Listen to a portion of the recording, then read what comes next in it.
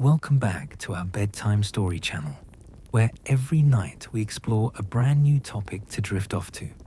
Tonight, we're diving into the world of the infamous samurai fighters of ancient Japan. Let me know in the comments where you're listening from. Now, get cozy in bed, relax, and let the story carry you away. You are Takeshi, a low-ranking samurai in the year 1274. The sun has not yet risen over the mountains of Kyushu. Your feet are numb from the cold. Your stomach growls with hunger. You have been standing guard for 12 hours straight. This is your life. This is what it means to be a samurai. The morning mist clings to the rice fields like ghosts. Your armor weighs heavy on your shoulders. Each piece of iron and leather adds to the constant ache in your back. The helmet presses down on your head, making your skull throb. Your lord expects you to stand perfectly still. Any movement could bring shame to your family name. Being a samurai in medieval Japan was not like the movies. There were no heroic sword fights every day. There was no glory. Most days were filled with boredom, pain, and fear. The life of a samurai was built on suffering. It was a life of following orders without question. It was a life where one mistake could mean death. The samurai class began in the Heian period, around 794 to 1185. During this time, Japan was changing. The central government was weak. Local lords needed warriors to protect their lands. These warriors became known as samurai, which means those who serve. But serving meant giving up your freedom. It meant living every moment for someone else. Your father was a samurai. His father before him was also a samurai. You had no choice in this life. When you were born, your path was already decided. At age 5, you began learning to fight. At age 10, you started real training with weapons. By age 15, you were expected to be ready to die for your lord. The training was brutal. Every morning, you woke up before dawn. Your teacher, an old samurai with scars covering his face, would make you practice sword movements for hours. Your arms would shake from exhaustion. Your hands would bleed from gripping the wooden sword. But you could not stop. Stopping meant weakness. Weakness meant shame. A samurai must be like iron, your teacher would say. Bend too much and you break. Do not bend at all and you shatter. You never understood what he meant. You just knew that every day hurt more than the last. The dojo where you trained was a simple wooden building. The floor was made of hard-packed dirt. There were no windows. The only light came from a few oil lamps. The air was thick with sweat and fear. Other boys trained beside you. Some were sons of important samurai. Others, like you, came from poor families who served minor lords. Competition was fierce. Every boy wanted to prove he was the strongest.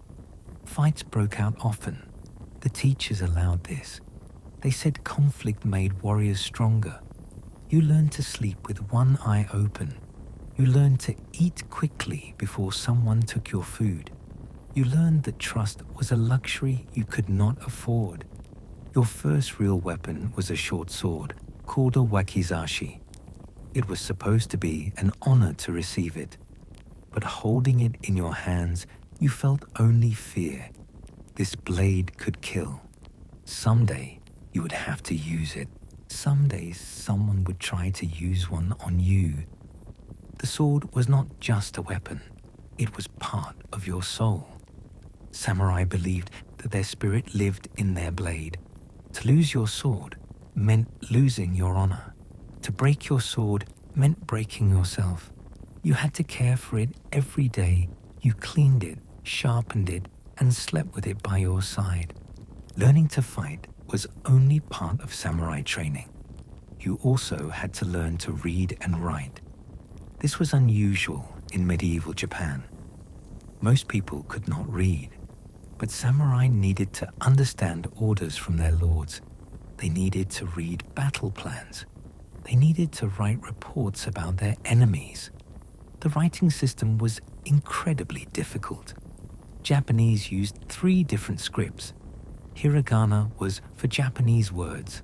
Katakana was for foreign words. Kanji came from China and represented ideas. Each kanji symbol could have multiple meanings.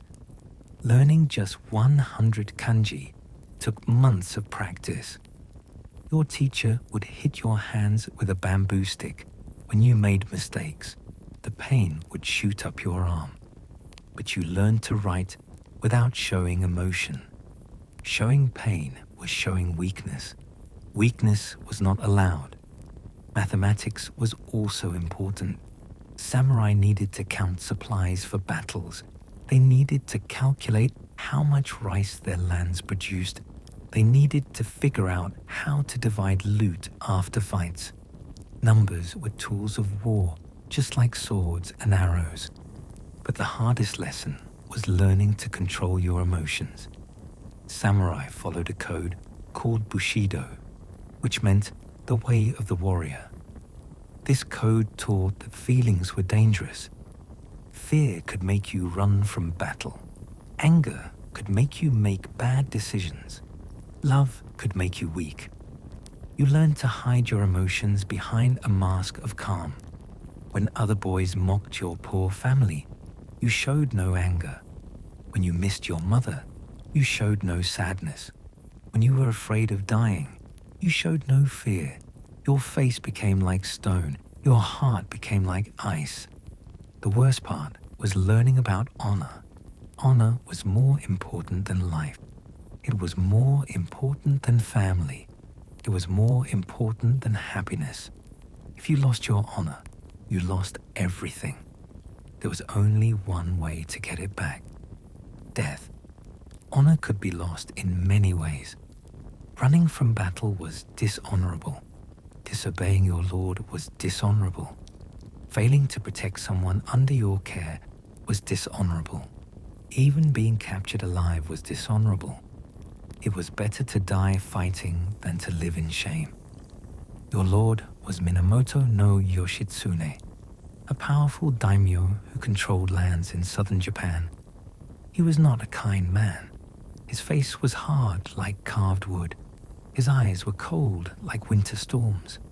He had killed many enemies and some of his own samurai who had disappointed him. Yoshitsune's castle was built on a hill overlooking the sea. The walls were made of stone and wood. Inside, the rooms were simple and cold. There were no decorations except for weapons hanging on the walls. The floors were covered with tatami mats that smelled of old straw. Your quarters were in the lowest part of the castle. The room was barely large enough for you to lie down. You shared it with 3 other young samurai. There was no privacy. There was no comfort. The walls were thin. You could hear everything that happened in the castle. You heard the lords arguing about war. You heard the servants crying about their hard lives.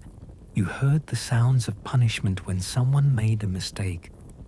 Food was simple and often scarce. Rice was the main meal, but there was never enough. Sometimes you get vegetables or fish. Meat was rare and usually saved for important occasions. You learned to eat slowly to make the food last longer. You learned to be grateful for every grain of rice. Water came from a well in the castle courtyard. In winter, the water was so cold it hurt your teeth. In summer, it was warm and tasted of metal. You drank it anyway. Clean water was precious. Dirty water could kill you faster than any enemy sword. Illness was common and often deadly. There were no doctors like we have today. When someone got sick, they usually died. You saw strong warriors waste away from fever. You saw young samurai die from infected wounds. You learned that death could come at any time, in any form. The worst illnesses came in waves. Smallpox would sweep through the castle, killing dozens of people. Dysentery would make everyone weak and sick. Tuberculosis would slowly eat away at people's lungs. You lived in constant fear of getting sick. There was no medicine. There was no cure. There was only hope and prayer. But even prayer was complicated. Japan had many different religions.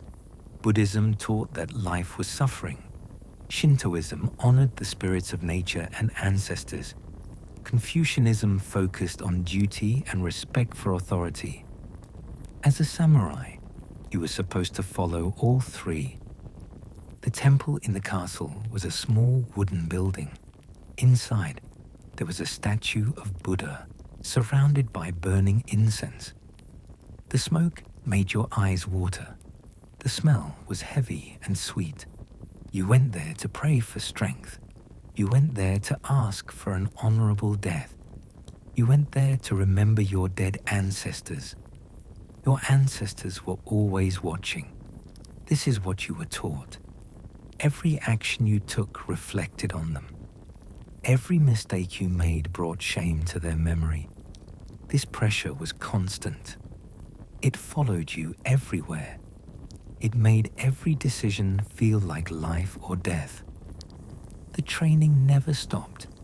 Even when you were not fighting, you were preparing to fight.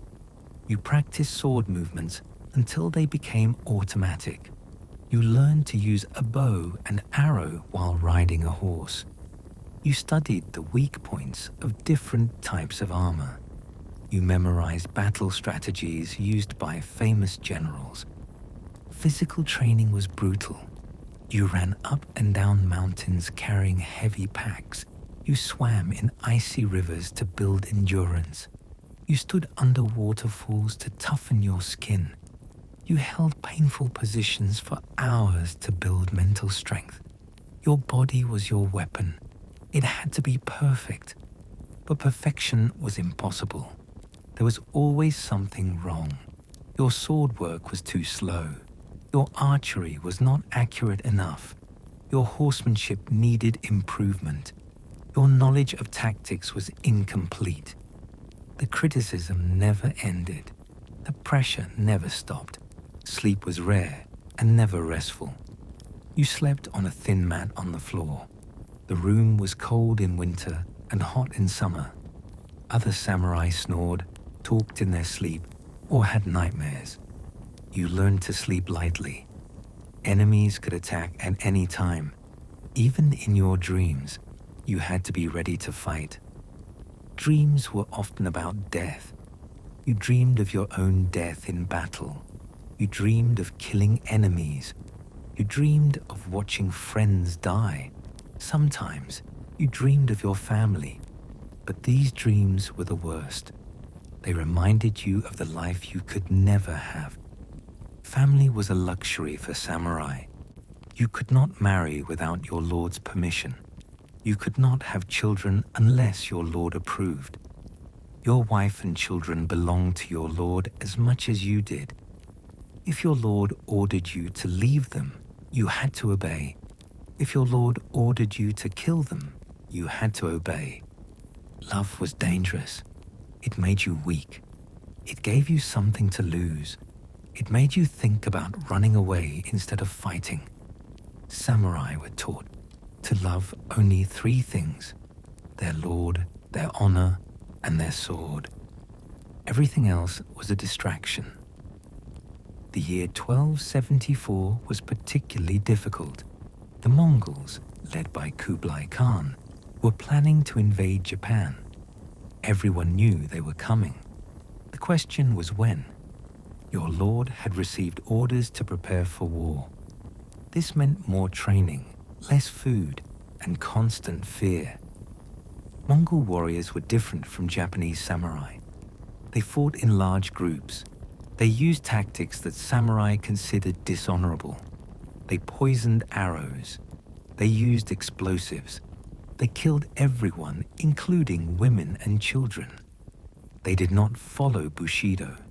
They did not care about honor. Preparing for the Mongol invasion meant changing everything. Samurai had to learn new fighting techniques. They had to work with other samurai they had never met. They had to follow orders from generals they did not trust. The old ways were not enough anymore. Your lord gathered all his samurai in the main hall of the castle. The room was lit by torches. Shadows danced on the walls. The air was thick with smoke and tension. Yoshitsune stood at the front, his hand resting on his sword. "The Mongols are coming," he said. His voice was quiet, but it carried to every corner of the room. "They have ships. They have weapons we have never seen. They have warriors who know no honor. We must be ready to die." The room was silent. You could hear your own heartbeat. You could feel sweat running down your back despite the cold. This was it. This was what all the training had been for. This was why you had suffered for so many years. "We will fight on the beaches," Yoshitsune continued. "We will fight in the mountains. We will fight until the last man is dead. We will show these barbarians what it means to face true samurai." You wanted to feel brave. You wanted to feel ready. But all you felt was fear. Fear of pain. Fear of death. Fear of bringing shame to your family name. Fear of failing your lord. Fear of the unknown enemy who was coming across the sea. That night, you could not sleep. You lay on your mat, staring at the ceiling. Outside, you could hear the ocean waves crashing against the cliffs. Somewhere out there, Mongol ships were sailing toward Japan. Somewhere out there, your death was waiting. This was your life as a samurai. This was what you had been born for. This was what it meant to serve. Tomorrow, you will stand guard again. Tomorrow, you will train again. Tomorrow, you would wait for war to come. The burden of honor was heavy. It pressed down on you like a mountain. It made every breath difficult. It made every step painful. But you carried it anyway. You had no choice. You were samurai. The Mongol invasion fleet was massive. Over 900 ships carried 40,000 warriors across the sea from Korea. You had never seen so many boats in one place. They looked like dark clouds on the water. Their sails were huge and strange. They moved in perfect lines like an army of sea monsters. Your lord Yoshitsune stood beside you on the beach. His face showed no emotion, but you could see his jaw muscles working. He was grinding his teeth. Even he was afraid. This made your own fear grow stronger. If a great daimyo like Yoshitsune was scared, what hope did you have? "Remember your training," Yoshitsune said quietly. "Remember your ancestors. Remember your honor. Today we show these invaders what Japanese steel can do." But looking at those ships, you wondered if Japanese steel would be enough. The Mongols had conquered China. They had conquered Korea. They had conquered half the known world. What made Japan think it could stop them?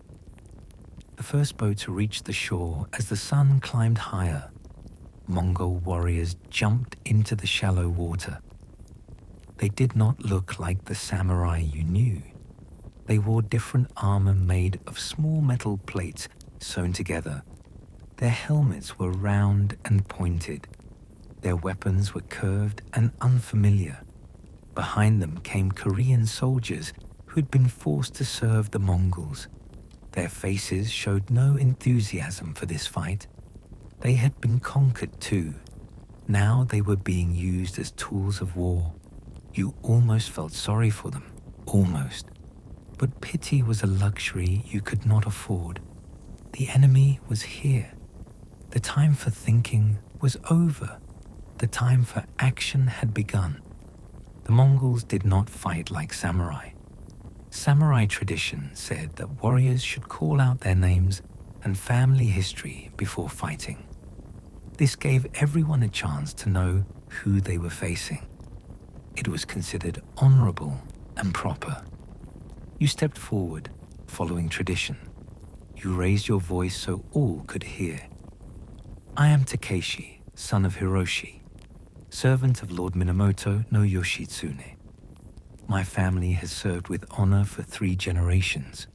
Come and face me in single combat. The Mongol warriors looked at you like you were crazy.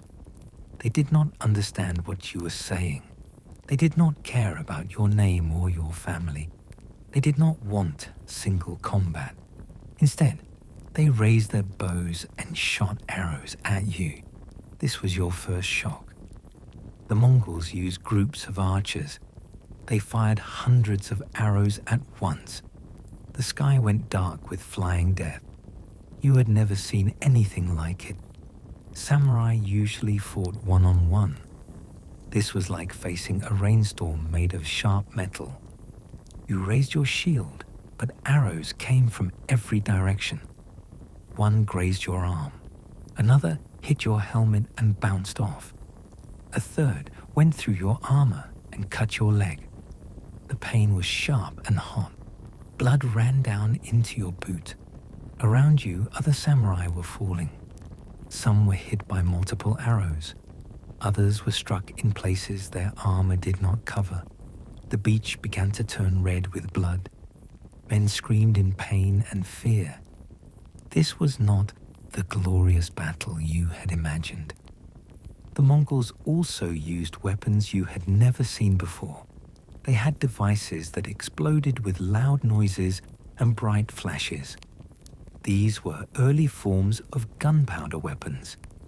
The explosions scared the horses and confused the samurai.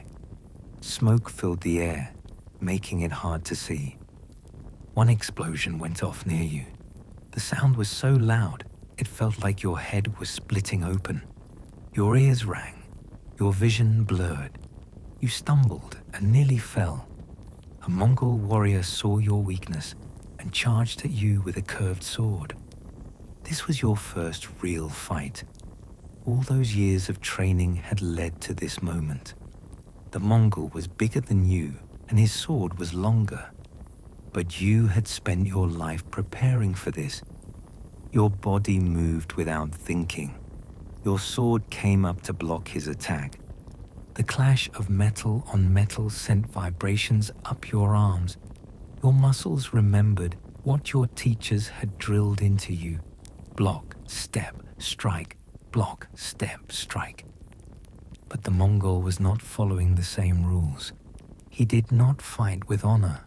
He fought to kill. He tried to grab your sword with his free hand. He tried to kick you in the stomach. He tried to bite your face when you got close. This was not the noble combat you had learned about. This was dirty, desperate, and terrifying. You managed to cut his arm with your sword. He screamed and backed away, but instead of continuing the fight, he called for help. 3 more Mongol warriors came running. Now you face 4 enemies at once. This was impossible. Samurai were trained for single combat. Fighting multiple opponents was almost certain death. You looked around for help, but your fellow samurai were all fighting for their own lives. You were alone. The 4 Mongols surrounded you. They took turns attacking, so you could not focus on just one. When you blocked an attack from the front, someone would strike from behind. When you turned to face the rear attacker, someone would cut you from the side. Your armor was getting heavier with each passing minute. Sweat poured down your face. Blood from your wounds made your grip slippery. Your breathing was becoming labored. You could not keep this up much longer. Then something unexpected happened. The wind began to pick up. Dark clouds were gathering over the ocean. The Mongol ships started rocking harder in the waves. Some of their commanders began shouting orders you could not understand. The weather was changing fast. This was November, the season of terrible storms in this part of Japan. The local fishermen had warned that a typhoon might be coming, but the Mongols were not familiar with Japanese weather patterns. As the storm grew stronger, the Mongol attack began to weaken. Many of their warriors were ordered back to the ships. They were afraid of being stranded on the beach if the weather got worse. This gave you and the other samurai a chance to catch your breath. But the relief was temporary.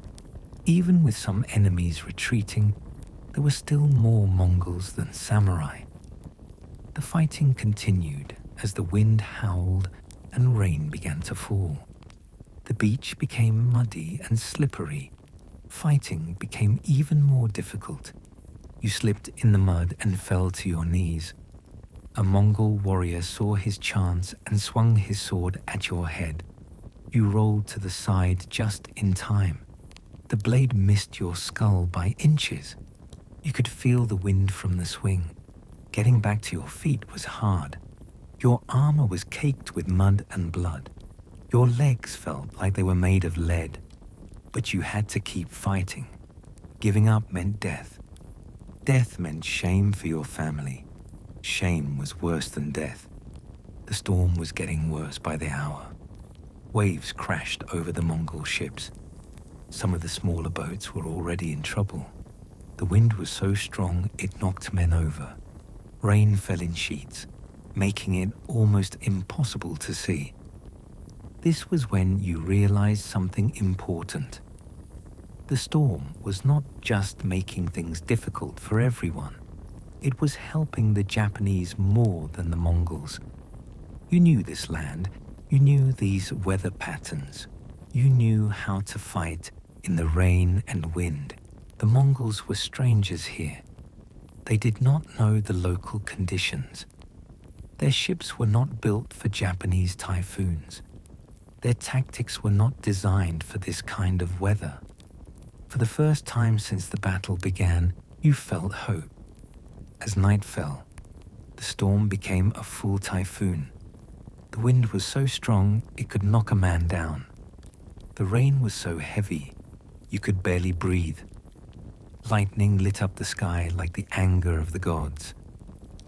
Thunder shook the ground under your feet. The Mongol fleet was in serious trouble. Many ships were being driven toward the rocky shore. Others were taking on water from the huge waves. You could see men jumping from sinking boats. Some tried to swim to shore. Most disappeared under the dark water. By morning, the storm had destroyed most of the Mongol invasion force. Hundreds of ships were wrecked on the beach or lost at sea. Thousands of enemy warriors were dead or missing. The few survivors were in no condition to continue fighting. The Japanese called this storm kamikaze, which means divine wind. They believed the gods had sent the typhoon to protect Japan. You were not sure if the gods were involved, but you were grateful for the help. Without the storm, the Mongols might have won. But surviving the battle was only the beginning of your problems. You were wounded in several places. Your left arm had a deep cut that would not stop bleeding. Your leg was swollen and painful. Your head ached from the noise of the explosions. There were no hospitals in medieval Japan. There were no real doctors either. Medical knowledge was limited and often wrong. Most people who got badly hurt in battle either healed on their own or died. You had to hope you were lucky. The closest thing to medical care was a Buddhist monk who knew something about herbs and wounds. He lived in a temple about a day's walk from the battlefield. Getting there with your injuries would be difficult and dangerous. your lord Yoshitsune gathered the surviving samurai on the beach. Many were wounded, some were missing, a few had died fighting. The victory felt hollow when you looked at the cost. War was not glorious. It was ugly and painful and sad. "We have won this battle," Yoshitsune said. "But the war is not over. The Mongols will come again. We must be ready." You wanted to feel proud of your victory. You wanted to feel like a hero. But all you felt was tired and hurt and scared. You had killed men in battle. You had seen friends die. You had almost died yourself. None of it felt like the stories you had heard as a child. The journey to the temple took 2 days instead of 1. Your wounds slowed you down. Every step was painful. You had to rest often. Several times you thought about giving up. But giving up meant dishonor. Dishonor was not an option. The monk at the temple was an old man with gentle eyes. He cleaned your wounds with rice wine. The alcohol burned like fire. You bit down on a piece of wood to keep from screaming. Showing pain was showing weakness. "You are lucky," the monk said as he bandaged your arm. "The cuts are deep but clean. They should heal if you keep them clean and rest." Rest was a luxury you could not afford. Your lord expected you to return to duty as soon as possible. There was still a war to fight. There were still enemies to face. Your personal comfort did not matter. The monk also treated your mind as well as your body. He could see that the battle had changed you. He had seen many warriors return from fighting. He knew the signs of what we now call trauma. War leaves wounds on the soul as well as the body. He told you. These wounds are harder to see, but just as real. Do not ignore them. Do not pretend they are not there. You did not understand what he meant. Samurai were supposed to be strong. They were supposed to face death without fear. They were supposed to find honor in battle. Feeling scared or sad was not supposed to happen. But the monk was right. You were having trouble sleeping. When you did sleep, you had nightmares about the battle. You would wake up in a cold sweat, reaching for your sword. You jumped at sudden noises. You felt nervous around groups of people. During the day, you tried to act normal.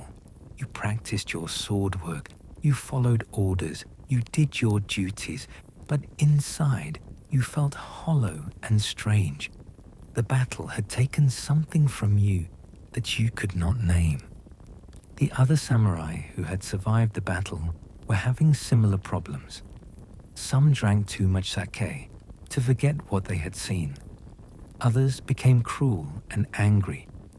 A few even committed seppuku, ritual suicide, because they could not live with their memories. This was another thing that made being a samurai terrible. You were expected to be perfect. You were expected to be fearless. You were expected to find meaning in violence and death. But you were still human. You still felt pain and fear and sadness. Society did not understand trauma in medieval Japan. There was no word for it. There was no treatment for it. If you could not handle the stress of war, you were considered weak. Weakness was shameful. Shame was worse than death. So you learned to hide your feelings. You learned to act tough when you felt scared. You learned to smile when you wanted to cry. You learned to pretend that killing people was normal and good. This pretending was exhausting. The Mongols did come back, just as your lord had predicted. 7 years later, in 1281, they launched an even bigger invasion. This time, they brought 4,400 ships and 140,000 warriors. The fleet was so large it covered the horizon like a floating city. You were older now. Your wounds from the first battle had healed, but they still ached when it rained. You had new scars from other fights. Your hair was starting to turn grey. War had aged you beyond your years. The second invasion was even worse than the first. The Mongols had learned from their mistakes. They brought different ships that could handle storms better. They used new tactics designed for Japanese conditions. They were more prepared for the weather. But the Japanese were more prepared too. They had built walls along the beaches where the Mongols might land. They had practiced fighting in large groups instead of single combat. They had learned to use some of the Mongol weapons themselves. The fighting lasted for months instead of days. There were battles on land and battles at sea. There were sieges of castles and raids on villages. The entire southern part of Japan became a war zone. Normal life stopped existing. You fought in dozens of battles during this second invasion. Each one was a struggle to survive. Each one left you more tired and hurt. Each one took away a little more of your humanity. You were becoming a killing machine instead of a person. The worst part was not the fighting itself. It was the time between battles. You would sit in camp, waiting for the next attack. You would clean your weapons and repair your armor. You would try not to think about the men you had killed or the friends you had lost. During these quiet times, your mind would wander to thoughts of home. You remembered your mother's cooking. You remembered playing with your brothers when you were young. You remembered a time when you did not know what blood smelled like or what it felt like to take a life. But those memories felt like they belonged to someone else. The boy who had played games and laughed with his family was gone. In his place was a warrior who knew only duty and violence. The transformation was complete and irreversible. Food became scarce during the long campaign. The armies ate everything they could find. Rice fields were destroyed in the fighting. Fishing boats were sunk or captured. People began to starve. War hurt everyone, not just the warriors. You lost weight until your armor hung loose on your frame. Your cheeks became hollow. Your eyes sank deep into your skull. You looked like a walking skeleton. But you had to keep fighting. There was no choice. Disease was another enemy. With so many people living in close quarters, sickness spread quickly. Dysentery killed more warriors than swords did. Fever took down strong men who had survived countless battles. You lived in constant fear of getting sick. The smell of death was everywhere. Bodies rotted in the sun because there was no time to bury them properly. The air was thick with flies and the stench of decay. You learned to breathe through your mouth to avoid the worst of it. But once again, the weather saved Japan. Another typhoon struck the Mongol fleet. This time, the storm was even more devastating. Almost all of the enemy ships were destroyed. Most of the invasion force was killed or drowned. The Japanese celebrated their victory, but you felt no joy. You were alive, but barely. You had survived 2 major invasions, but the cost was enormous. You were physically broken, mentally exhausted, and spiritually empty. This was the reality of being a samurai in medieval Japan. It was not about honor or glory.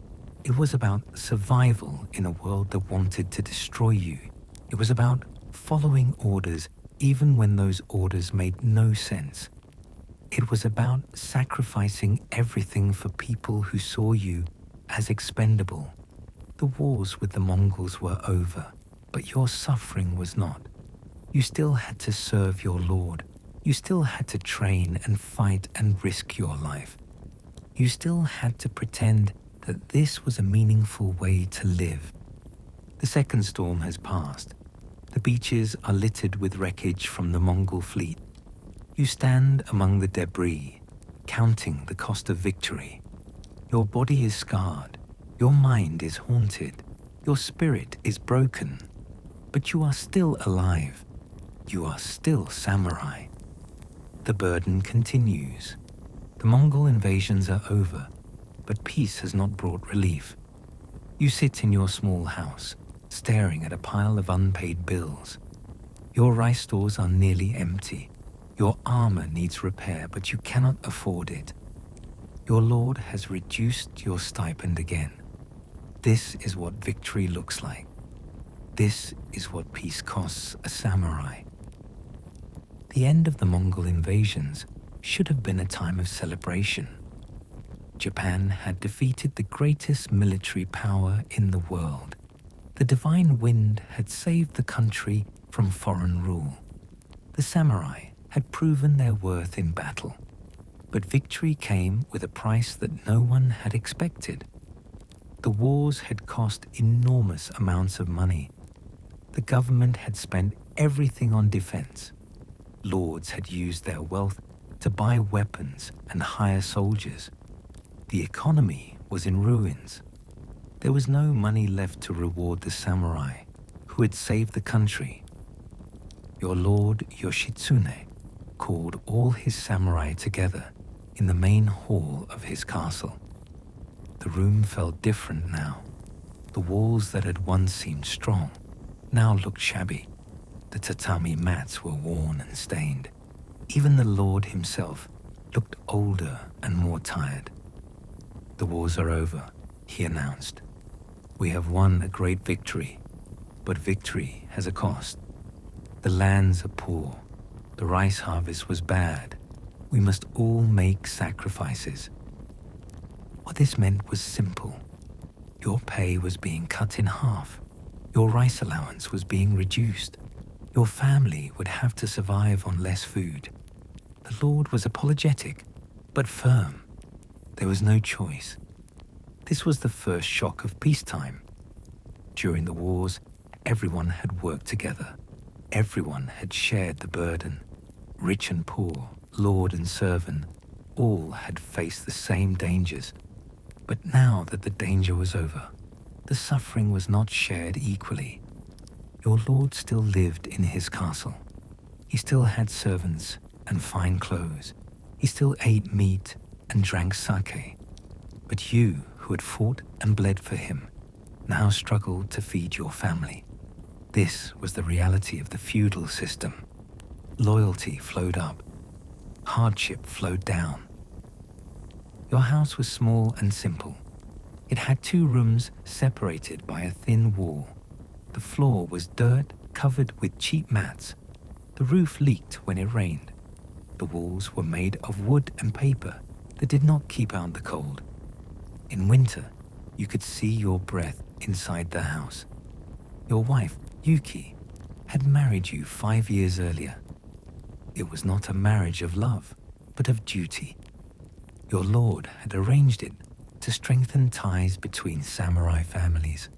Yuki was the daughter of another low-ranking warrior. She understood the hardships of samurai life because she had grown up with them. Yuki was pregnant with your first child. This should have been a time of joy, but instead it brought worry. Another mouth to feed meant stretching the small amount of rice even further. Children needed care and attention.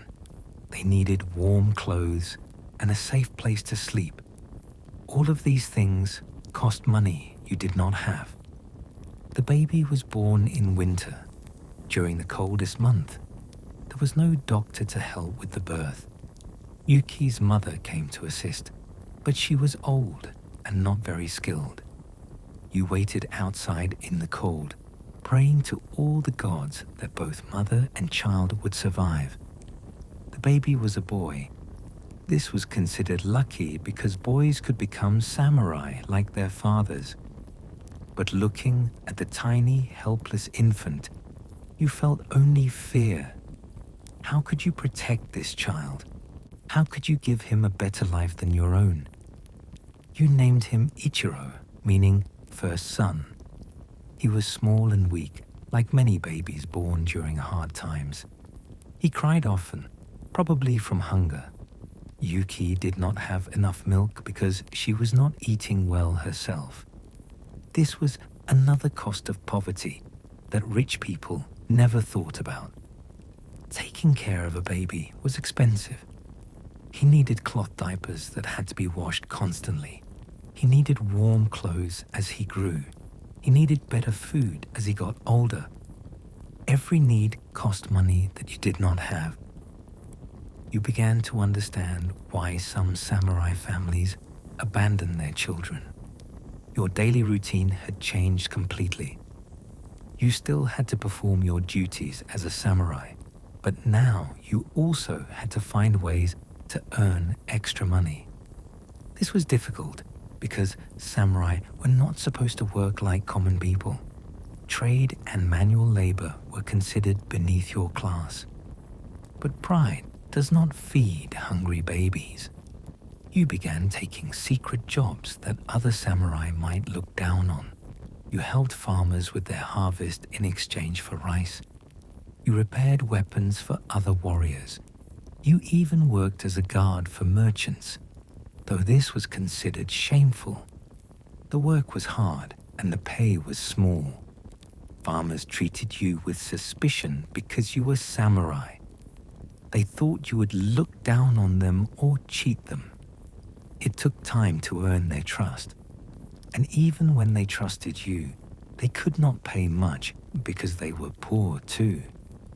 Merchants were different, but not better. They had money, but they also had attitude. They treated samurai like hired muscle, not like noble warriors. They would make you wait for hours before paying you. They would try to reduce your wages for small mistakes. They showed no respect for your training or your sacrifices. This was humiliating. You had been trained to be a warrior, not a laborer. You had learned to fight with sword and bow, not to plant rice and carry boxes. Your hands, which had been hardened by weapons training, now developed new calluses from farm work. The worst part was hiding this work from other samurai. If your fellow warriors knew you were doing peasant labor, they would lose respect for you. They might even report you to your lord. Samurai were supposed to maintain certain standards. Working like a commoner violated those standards. You had to leave the castle before dawn to reach the farms. You would work all day in the fields, then rush back to perform your regular duties. You were exhausted all the time. Your body ached from the double burden of samurai training and farm labor. Sleep became a luxury. Between your duties as a samurai, your secret work, and helping with the baby, you rarely got more than a few hours of rest. You would fall asleep during meditation. You would nod off while standing guard. This was dangerous because showing weakness could cost you your position.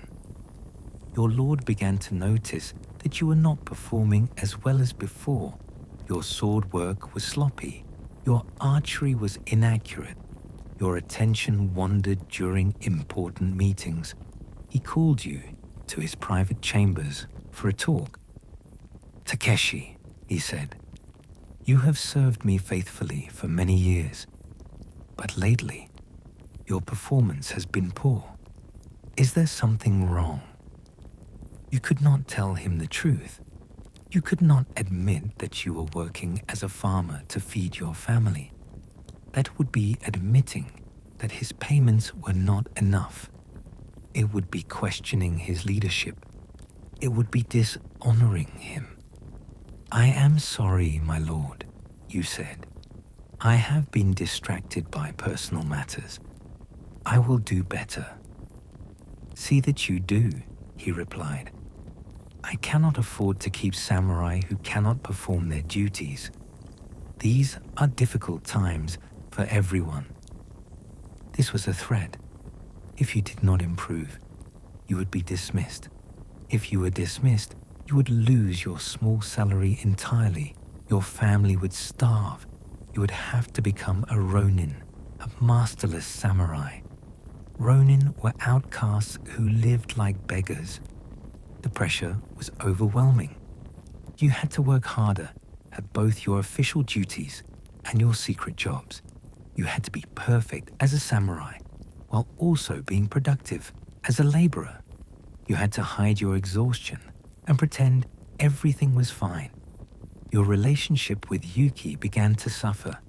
You were never home. When you were home, you were too tired to talk or help with the baby. She felt alone and abandoned. She had married a samurai, but lived like a widow. "You care more about your lord than your family," she said one night, after the baby had finally fallen asleep. "You spend more time with strangers than with your own son." She was right, but you could not change it. Your duty as a samurai came first. Your loyalty to your lord was more important than your love for your family. This was what you had been taught since childhood. This was the samurai way. But the samurai way was making everyone miserable. You were exhausted and stressed. Yuki was lonely and frustrated. The baby was hungry and sick. The system that was supposed to create order and honor was creating suffering and despair. Food was a constant worry. Rice was expensive because the harvests had been poor. Other foods were even more costly. You ate the same simple meal every day. A small bowl of rice with some vegetables. Meat was a rare luxury. Fish was only for special occasions. The baby needed special food as he grew older. Rice porridge was not enough to keep him healthy. He needed milk, eggs, and other nutritious foods.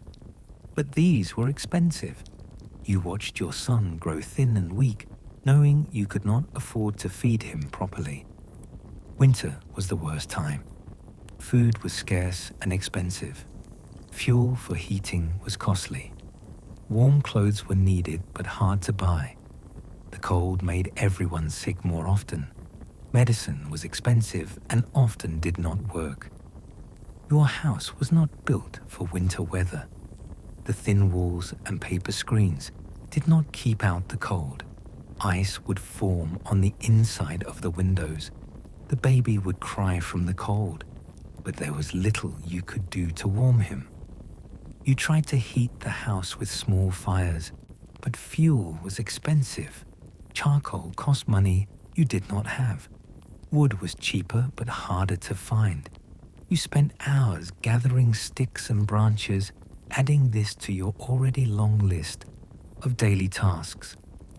The baby got sick often during that first winter. He had fevers and coughs that lasted for weeks. There was no doctor who would treat a poor samurai's child. You used home remedies that sometimes worked and sometimes did not. You lived in constant fear that your son would die. Many babies did die during those hard years. Your neighbors lost 2 children to illness. Other samurai families faced the same struggles. The peace that was supposed to bring prosperity had brought poverty instead. Your lord was having his own problems. The central government was demanding more taxes. Other lords were fighting over territory and resources. The economy was not recovering from the wars. Everyone was struggling, but the suffering was not equally shared. Wealthy merchants were doing well. They had profited from the wars by selling supplies to the government. They had money to buy land and goods when others were forced to sell. They were getting richer, while the samurai who had protected the country were getting poorer. This created resentment among the warrior class. Samurai believed they were superior to merchants. They had risked their lives for the country. They had followed the code of bushido. They had sacrificed everything for honor. But merchants who had never fought or suffered were living better lives. Some samurai began to question the system. They wondered why warriors should be poor while traders were rich. They asked why loyalty and honor were rewarded with hardship. These questions were dangerous because they challenged the basic structure of society. You had these thoughts too, but you kept them to yourself. Expressing doubt about the system would be seen as disloyalty. Disloyalty was the worst crime a samurai could commit. It was worse than cowardice or theft. It was a betrayal of everything you were supposed to represent. But the doubts grew stronger as the hardships continued. You watched your son grow thin and weak. You saw your wife become bitter and sad. You felt your own strength and spirit being worn away by constant struggle. And you began to wonder if this was really what honor looked like. The worst part was that there was no end in sight. The economy was not improving. Your lord was not getting richer. Your salary was not going to increase. This was your life now. This was what you had to look forward to. Endless struggle, constant worry, and slow decline. Other samurai were facing the same problems. Some borrowed money from merchants, but this created debt that was hard to repay. Others sold their family possessions, but this only provided temporary relief. A few abandoned their samurai status entirely and became farmers or craftsmen. Becoming a farmer was considered a great disgrace. It meant giving up your warrior identity. It meant your children would not be samurai. It meant accepting that you were no better than a peasant. But some men chose this disgrace, rather than watch their families starve. You considered this option many times. You could give up your swords and your duties. You could become a full-time farmer. You could probably earn more money and have a better life. But you could not bring yourself to make this choice. Your identity as a samurai was too important to abandon. This was the trap that many samurai found themselves in. They were too proud to give up their status, but too poor to maintain it properly. They were stuck between their sense of honor and their need to survive. It was a terrible position that had no good solutions. Your son was 2 years old when the next disaster struck. A drought destroyed much of the rice crop. Food prices rose even higher. Your lord was forced to cut salaries again. What little security you had was disappearing. The drought also meant less work for you as a secret laborer. Farmers had no crops to harvest. They could not afford to hire help. Your extra income disappeared just when you needed it most. You were back to depending entirely on your small samurai salary. This was when you realized the truth about being a samurai in medieval Japan. It was not about honor or glory. It was about being trapped in a system that demanded everything from you while giving you almost nothing in return. It was about sacrificing your happiness for other people's power. You were a trained killer who was not allowed to kill except on orders. You were a skilled warrior who spent most of your time hungry and poor. You were supposed to be noble and honorable, but you lived like a beggar. You were the defender of a system that did not care if you lived or died. The baby's second winter was even harder than the first. He was bigger now and needed more food, but you had less money to buy it. He was walking and needed warm clothes, but you could not afford them.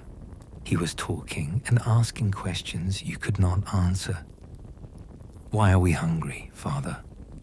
he asked. one cold morning. Why don't we have enough rice?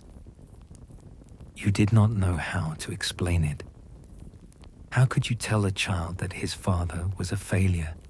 How could you explain that the system you served did not care about his welfare? How could you make him understand that this was just the way things were? We have enough, you lied. We just need to be careful not to waste anything. But it was not true. You did not have enough. You had never had enough. You were always one disaster away from complete ruin.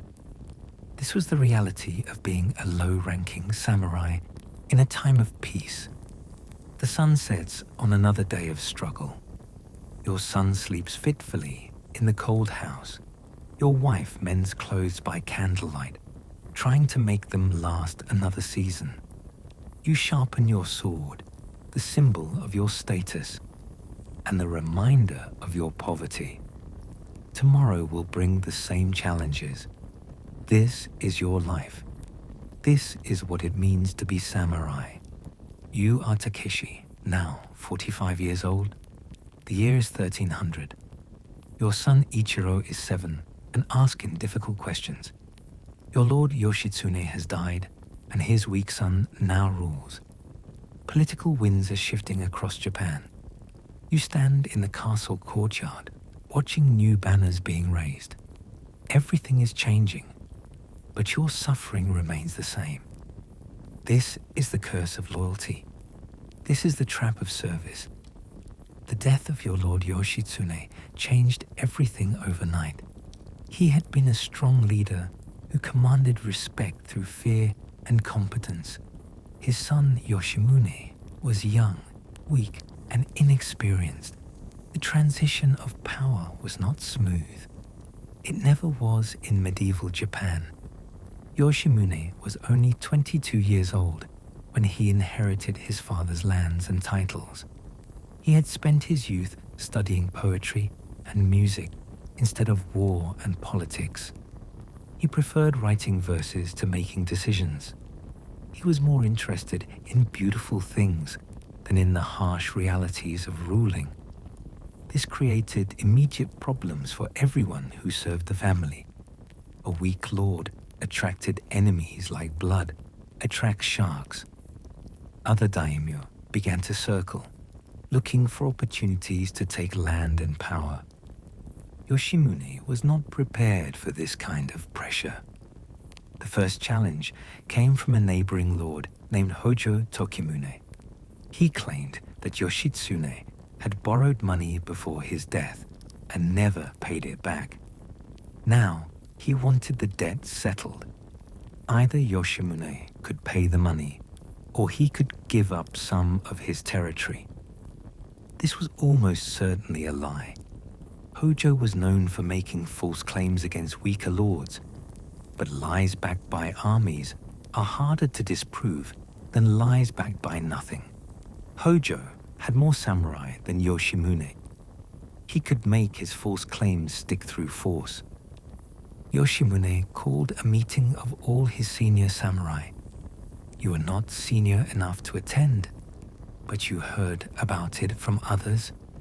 The young lord was panicking. He did not know what to do.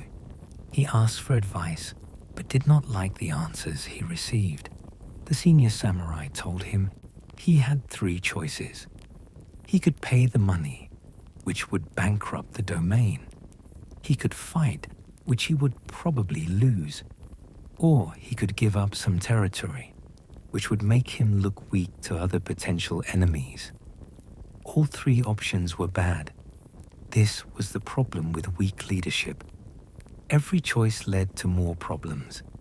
Every decision made the situation worse. Yoshimune chose the worst option. He tried to delay and hoped the problem would go away. Delay never works in politics. It only gives your enemies more time to prepare. Hojo interpreted the lack of response as weakness. He began moving his armies closer to the border. He started making even bigger demands. This put you and all the other samurai in an impossible position. Your loyalty was to your lord, but your lord was making terrible decisions. You were supposed to follow orders without question, but the orders made no sense. You were trapped by your own code of honor.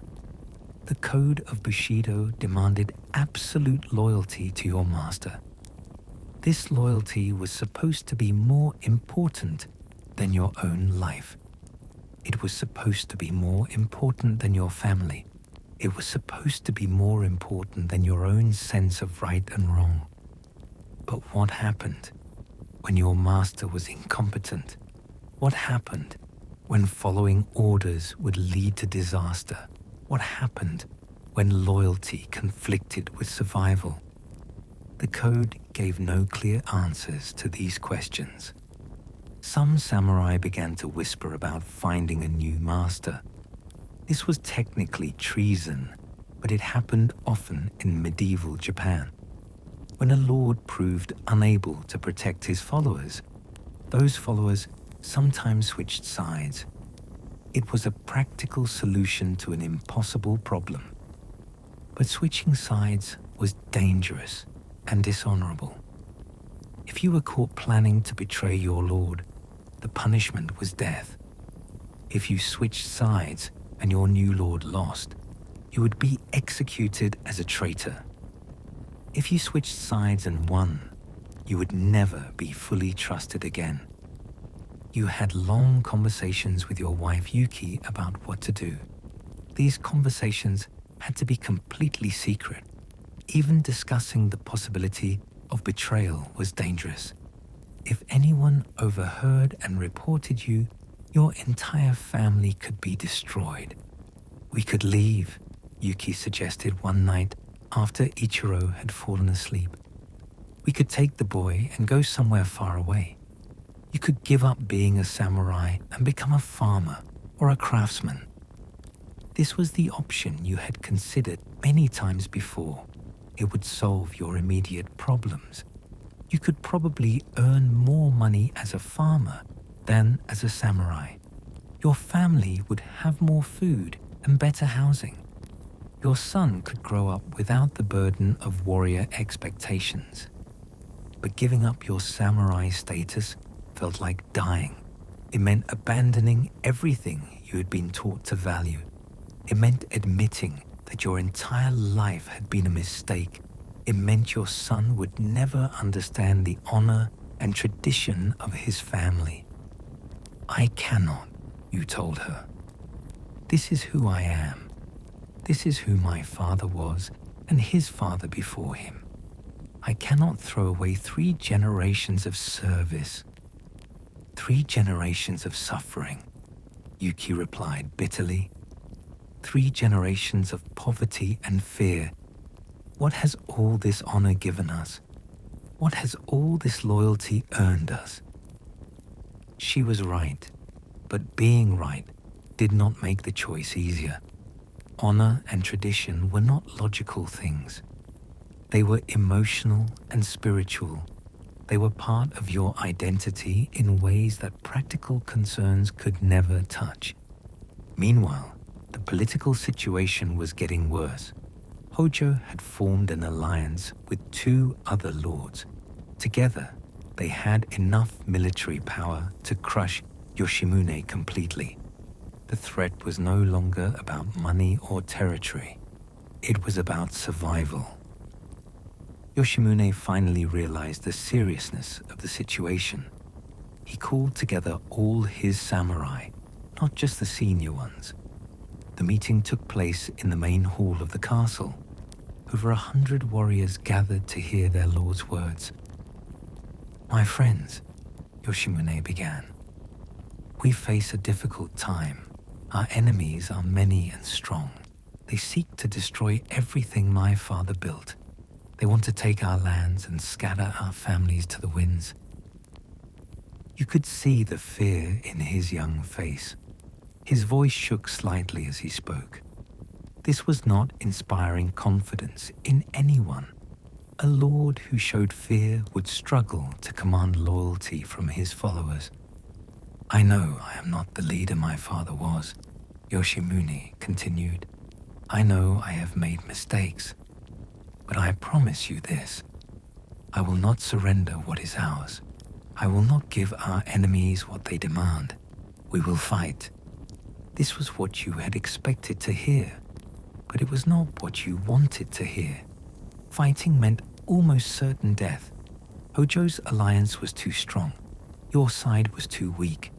This would not be a battle. It would be a massacre.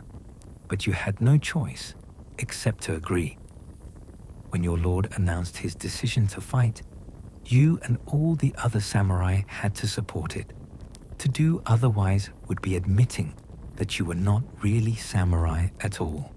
Hi, you shouted along with the others, using the traditional expression of agreement. We will fight. We will die for our lord. The words felt like poison in your mouth. You were promising to throw away your life for a cause you knew was hopeless. You were agreeing to leave your wife a widow and your son an orphan. But this was what Bushido demanded. That night, you could not sleep. You lay on your mat, staring at the ceiling, thinking about death.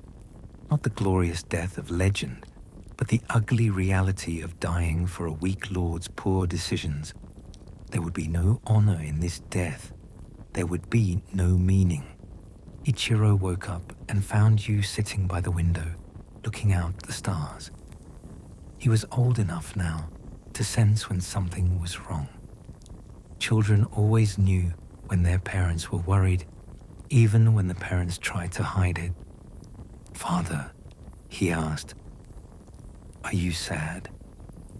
You wanted to tell him the truth. You wanted to explain that his father was trapped in a system that valued death more than life. You wanted to warn him about the terrible burden of being samurai, but you could not destroy his innocence. No, my son, you lied. I'm just thinking about important things. Go back to sleep. But Ichiro was persistent. Will you have to go away? He asked. Some of the other boys say their fathers might have to go to war. Children heard everything, even when adults thought they were being discreet. The entire castle was buzzing with rumors about the coming conflict. Everyone knew that war was coming. Everyone knew that many would not return. Perhaps, you admitted, but if I do, it will be to protect you and your mother. It will be to keep you safe. This was another lie. The war would not protect anyone. It would not make anyone safe. It would only satisfy the pride of a young lord who did not understand the cost of his decisions. I want to come with you, Ichiro said.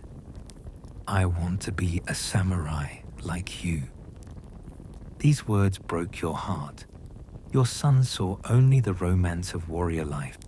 He did not understand the reality of poverty, fear, and meaningless death. He thought being a samurai meant being a hero. You knew it meant being a victim. Someday, you told him, but not yet. You must grow strong first. You must learn many things. You hoped that by the time he was old enough to be a warrior, the world would have changed. You hoped there would be better options for him.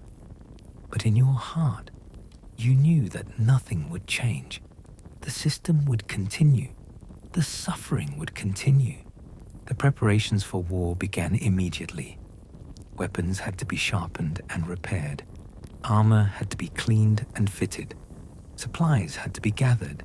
Messages had to be sent to allies asking for help. But Yoshimune had few allies. His father had made many enemies and few friends. Other lords saw the coming conflict as an opportunity to stay neutral and let their rivals destroy each other. No help was coming. You spent your days training with the other samurai. The drills were harder and more intense than usual. Everyone knew that this might be their last chance to practice. There was a desperate quality to the training. that had not been there before. Your body was not as strong as it had been during the Mongol invasions. You were older now. Your wounds from previous battles had left you stiff and slow. Your muscles ached after each training session.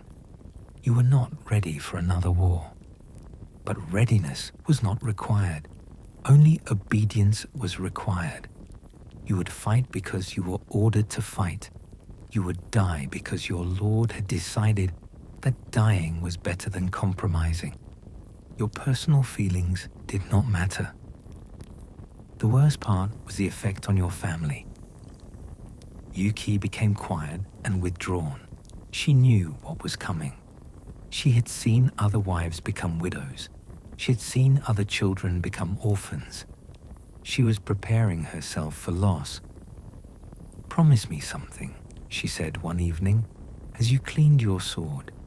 "Promise me that if you survive this war, we will leave. We will go somewhere far away and start over." You wanted to make this promise. You wanted to give her hope. But you knew you could not keep such a promise. Even if you survived this war, there would be another war. There would always be another war. That was the nature of being samurai. "I will consider it," you told her. This was the best you could do. You could not lie to her completely, but you could not take away all her hope either. The enemy armies began to gather at the border. Scouts reported that Hojo had brought over 2,000 warriors. Your side had fewer than 500. The math was simple and terrifying. You were outnumbered 4-1. Yoshimune tried to boost morale by giving speeches about honor and duty. He talked about the glorious traditions of his family. He promised that history would remember their sacrifice. But empty words could not change empty odds. Some of the older samurai began to make their peace with death. They wrote final letters to their families. They performed religious ceremonies to prepare their souls. They gave away their possessions to younger warriors who might survive. You wrote a letter to Ichiro, even though he was too young to read it. You wanted him to know that his father had tried to be honorable.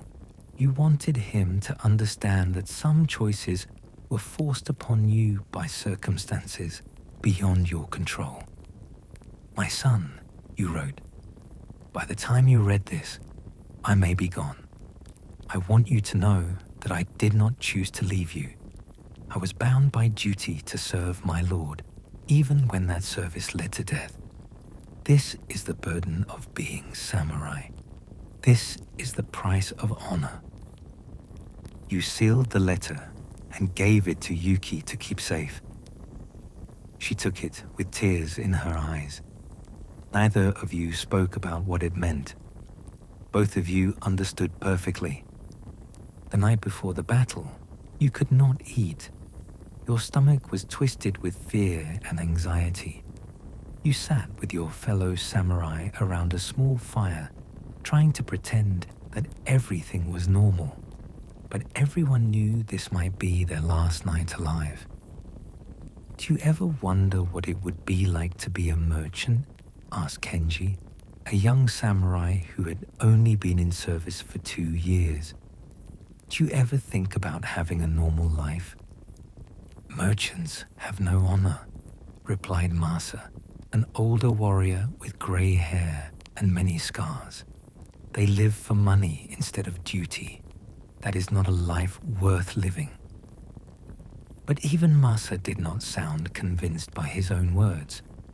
Honor was cold comfort when you were about to die for someone else's mistakes. Duty was a poor substitute for the warmth of family and the satisfaction of a peaceful life. "My father used to tell me that being samurai was the highest calling," you said quietly. "He said it was better to live one day as a warrior than a lifetime as a peasant. But I think he was wrong. I think he was just repeating what he had been taught." This was dangerous talk. Questioning the value of samurai life was close to treason. But on the night before a hopeless battle, such concerns seemed less important. What could anyone do to you that was worse than what tomorrow would bring? Then why are we here? Kenji asked. Why are we going to die for a lord who cannot lead and a cause that cannot win? You did not have a good answer. The honest answer was that you were here because you had been born into a system that gave you no real choices. You were here because running away would bring shame to your family name. You were here because being samurai meant being trapped. Because, you said finally, this is what we are. This is what our fathers were and what their fathers were before them. We cannot change what we are, even when what we are leads to suffering. The fire burned low as the night grew cold. One by one, the samurai went to their sleeping mats. Tomorrow would bring a battle. Tomorrow would bring death. Tonight was for rest, if rest was possible. You lie on your mat, listening to the sound of other men trying to sleep. Some snore softly. Others mutter in their dreams. A few weep quietly, thinking no one can hear. This is your last night as a living man.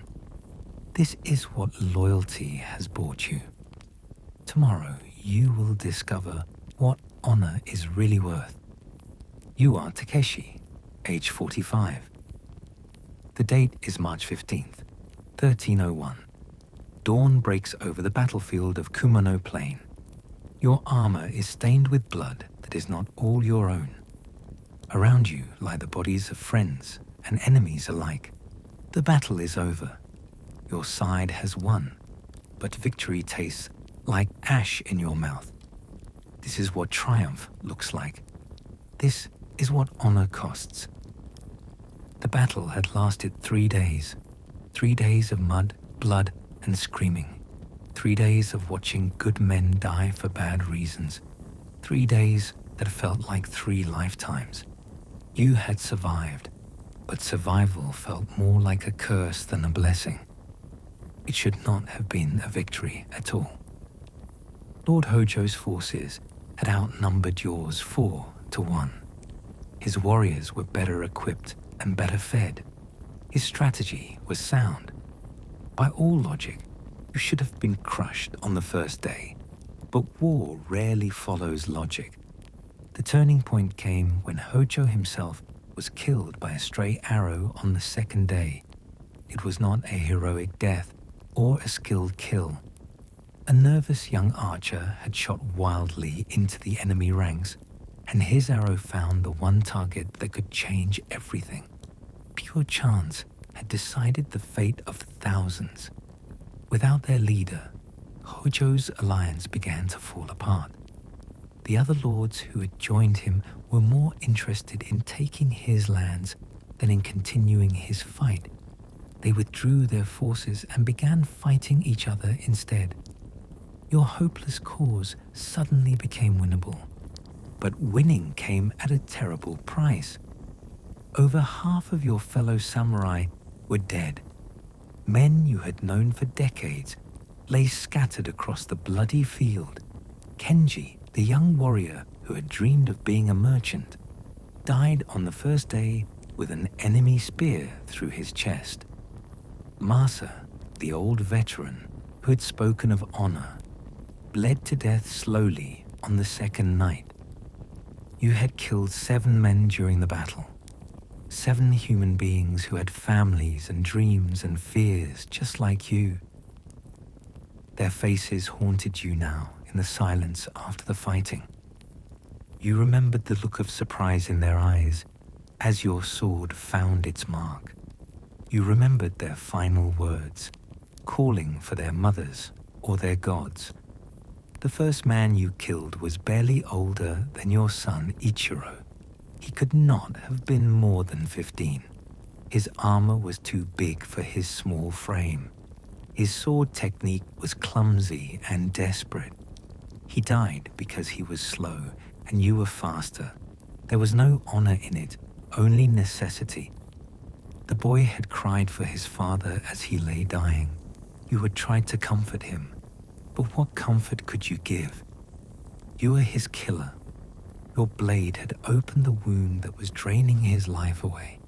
You held his hand as he died, feeling like a monster. War was supposed to be about courage and skill. It was supposed to be about honor and duty. But most of the killing was just butchery. Men slipped in the mud and were trampled by horses. Arrows found gaps in armor that should have been protected. Swords broke at crucial moments, leaving warriors defenseless. You had seen a friend named Jiro lose his arm to an enemy blade. He had screamed in agony as blood poured from the wound. There was no way to stop the bleeding, no way to ease his pain. He had begged you to kill him rather than let him suffer. You had refused, but someone else had granted his request. The wounded were everywhere after the battle. Men with missing limbs crawled through the mud, looking for help that would not come. Others lay still, breathing slowly, waiting for death to take them. A few called out for water or for their mothers. Most suffered in silence. There were no doctors on medieval battlefields, no surgeons to save the wounded, no hospitals to care for the injured.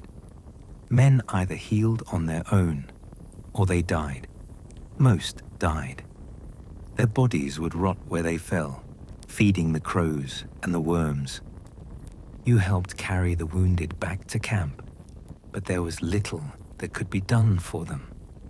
Clean water was scarce. Bandages were dirty rags torn from dead men's clothes.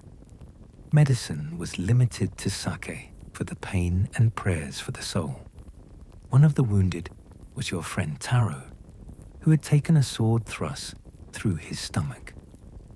His intestines were visible through the gaping wound. He was conscious, but growing weaker by the hour. He knew he was dying and asked you to tell his wife that he had died bravely. "Tell her I thought of her at the end," he whispered. "Tell her I was not afraid." Both statements were lies. He had thought only of the pain at the end. He had been terrified, just like everyone else, but you promised to tell his wife what she needed to hear. Sometimes lies were kinder than truth. Taro died that night, along with dozens of others. The camp was filled with the sounds of men dying. Some went quietly, others screamed until their voices gave out. A few called out names of people who were not there. Death was neither noble nor peaceful. The survivors faced a different kind of suffering. You were alive, but you were changed. The things you had seen and done could not be forgotten. The faces of the dead would follow you for the rest of your life. Sleep would bring nightmares. Loud noises would make you reach for weapons that were not there. Lord Yoshimune was triumphant. He had won his first major battle. He had proved that he could lead men in war. He gave speeches about the glorious victory and the honor of the fallen. He seemed to think that winning made everything worthwhile. "Today we have shown our enemies what it means to face true samurai," he declared. "Today we have honored the memory of my father. Today we have proved that right and courage can defeat any odds." You wanted to feel proud. You wanted to share in the celebration. But all you could think about were the dead boys who had died for nothing more than one lord's pride. All you could see were the faces of friends who would never go home to their families. The victory celebration felt like a mockery. Sake flowed freely for those who could still drink. Stories were told of brave deeds and heroic moments. Songs were sung about the glory of war. But the songs could not bring back the dead. The stories could not heal the wounded. You sat apart from the celebration, cleaning blood from your sword. This was a ritual that had to be performed after every battle. The blade had to be purified. The weapon had to be honored. But no amount of cleaning could wash away the memory of what it had done. Young samurai who had survived their first battle talked excitedly about their experiences. They bragged about the enemies they had killed. They compared wounds like trophies. They thought they understood what war was about. They had no idea what they had lost. "Did you see how I cut down that big warrior?" one young man boasted. "He thought he could intimidate me with his size, but I showed him that skill matters more than strength." You remembered that fight. The big warrior had been an old man, probably a farmer forced to fight for his lord. He had been slow and tired. Killing him had required no skill at all. But the young samurai needed to believe he was a hero. This was how myths were born. Real events were transformed into legends.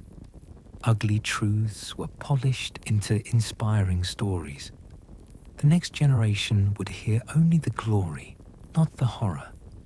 They would make the same mistakes for the same false reasons.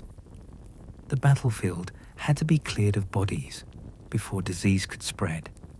This was grim work that fell to the lowest-ranking samurai and the servants. You helped drag corpses to large pits where they would be burned. The smell of rotting flesh mixed with smoke filled the air for days.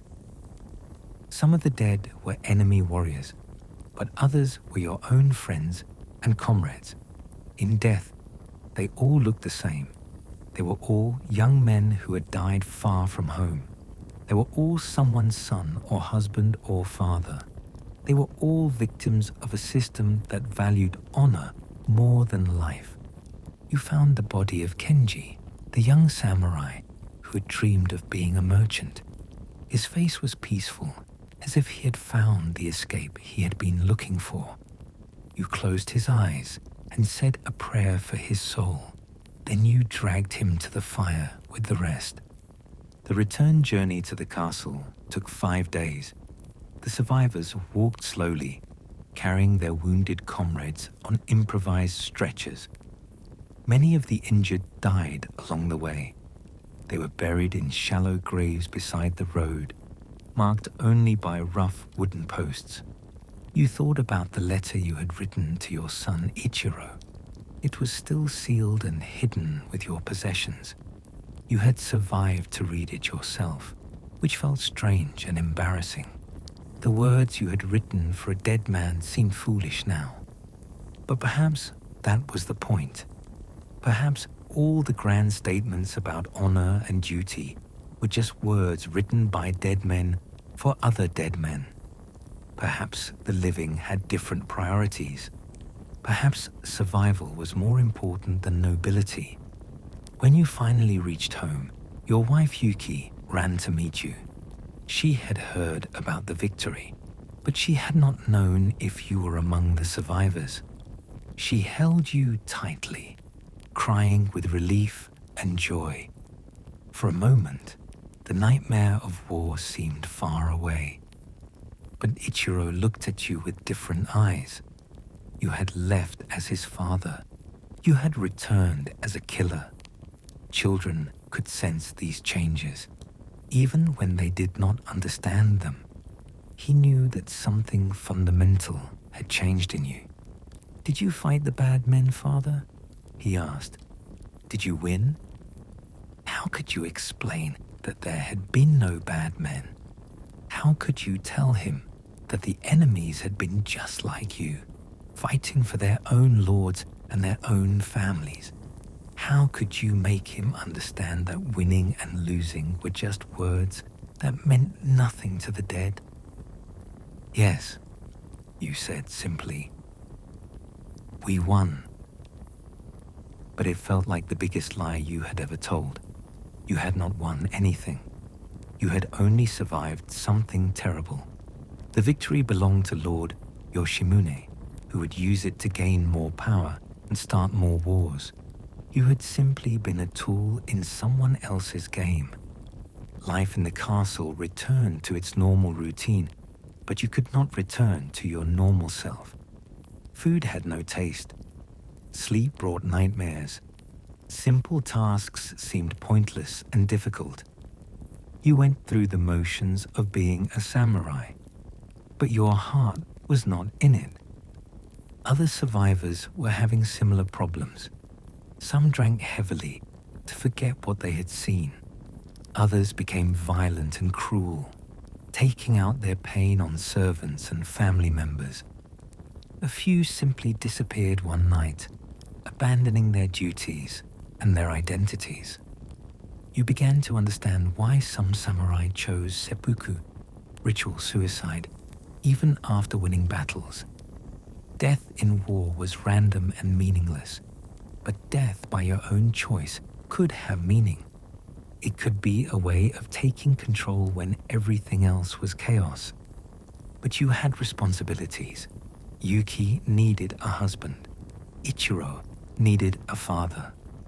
Your own pain was not more important than their needs. You had to find a way to live with what you had done, even if you could not forgive yourself for doing it. The nightmares were the worst part. Every night, you relived the battle in your dreams. Sometimes you were the killer. Sometimes you were the victim. Sometimes you watched friends die over and over again. You would wake up screaming, reaching for weapons that were not there. Yuki tried to comfort you, but she could not understand what you had experienced. She had not seen men die. She had not killed with her own hands. She had not watched friends bleed to death in the mud. Her love was real, but it could not heal these particular wounds. "You are home now," she would say. "You are safe. The war is over." But the war was not over. It lived inside you now. It had become part of who you were. You carried the battlefield with you wherever you went. You would carry it until the day you died. Months passed, but the pain did not fade. If anything, it grew stronger as the shock wore off and the full reality set in. You had killed 7 men for no good reason. You had watched friends die for someone else's pride. You had survived something that should have killed you, and survival felt like punishment.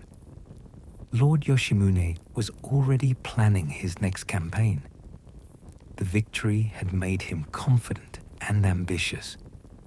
He wanted to expand his territory while his enemies were weak. He spoke of building an empire that would last for generations. This meant more wars, more battles, more death. More young men would die in the mud for the glory of their lords. More families would be destroyed for the sake of honor. The cycle would continue because no one had the courage to break it. You thought about your promise to Yuki, the one you had not quite made. You thought about leaving this life behind and starting over somewhere far away. You thought about giving Ichiro a chance to grow up without the burden of samurai expectations. But even thinking these thoughts felt like betrayal. 3 generations of your family had served as samurai. Your ancestors would be dishonored if you abandoned the warrior path. Your son would grow up without understanding his heritage. Your name would be forgotten or remembered with shame. This was the trap that held you. Honor demanded loyalty, even when loyalty led to suffering. Duty required service, even when service was meaningless. Tradition insisted on continuity, even when continuity meant repeating the same mistakes forever. You were alive, but you were not free. You had won the battle, but you had lost something more important. You had gained honor according to the code, but you had lost your peace of mind. You were a victorious samurai, but you were also a broken man.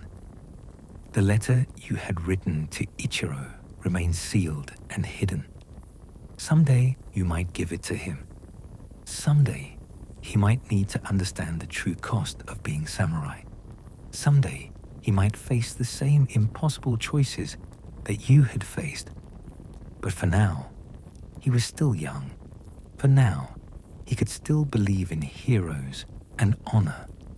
For now, he could still think that being a warrior was something glorious and worthwhile. Let him keep his illusions a little longer. Reality would find him soon enough. The sun sets on another day of peace that feels like war. Your sword hangs at your side, clean and sharp and ready for the next battle. Your son plays with wooden swords, dreaming of glory. Your wife tends the house, grateful that you are alive. You sit and remember the faces of the dead, knowing that you will see them again in your dreams. This is victory. This is what honor costs. Now 60 years old. The year is 1315. Your hair is white, and your back is bent from decades of carrying armor. Your son Ichiro is 22 and eager to prove himself as a warrior. You sit in your small garden, watching cherry blossoms fall like snow. Each petal reminds you of a life cut short. This is what old age looks like for a samurai. This is what a lifetime of service has earned you. 15 years had passed since the battle at Kumano Plain. 15 years of trying to forget the faces of the dead. 15 years of carrying wounds that had never properly healed. 15 years of watching the world change while you remain trapped in the same endless cycle of duty and suffering. Your body was failing in ways that made every day a struggle.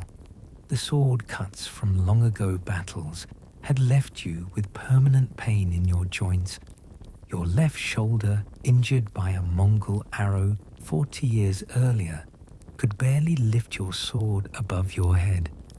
Your vision was growing dim, making it hard to see enemies at a distance.